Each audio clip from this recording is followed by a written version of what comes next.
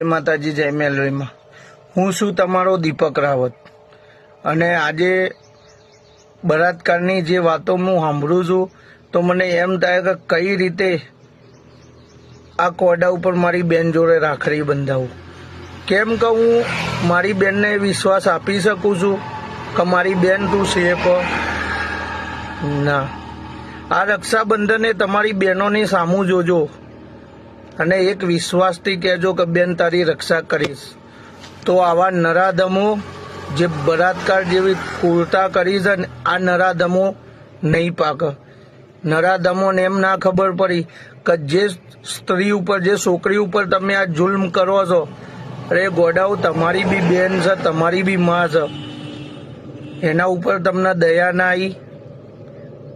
ખરેખર મને તો મલન સામે તો હું કાપી નાખું, આટલો ક્રોધ આવે.